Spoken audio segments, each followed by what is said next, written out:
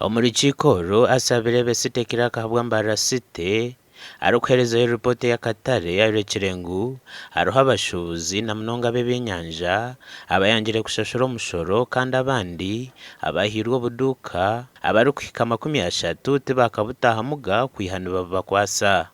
Beni kumanya na permanent secretary wa ministry ya government z'ebyanga arikushoma ekiragiro ekirikutegeka obutare ninga kyete the Markets Act 2023 ayorekire ngu Kanso eyina obugabe bw'okukwata ebintu by'omushubuzi orukubanyagire okushashura emibiri 14. An administrative authority may seize any goods held by the vendor within the market, and the goods shall, unless the sum due is paid within 14 days from the date of seizure, be sold.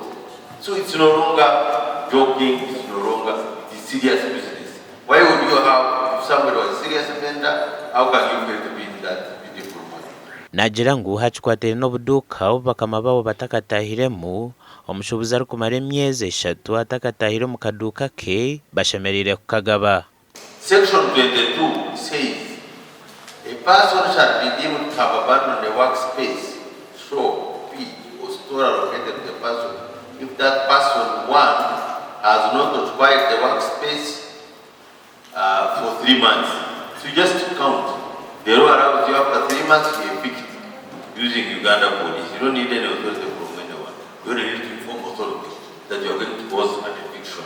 Tugambira nabo bwire bwingi tuze nabo nkiko twabahandikira twabahereza warnings so tubahereza bwire bugufu munonga bashashure kandi babatakubasa tujya ko yeso mukono muhango gwa government ni na n'ikiragiro kurebuka ngo twabona abakubasa stores zose.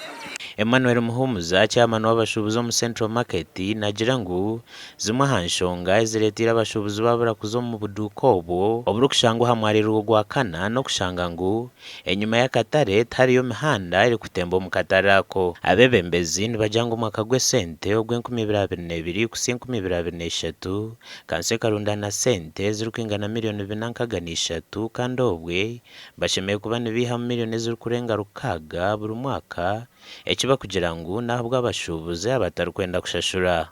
Adolphe TV West.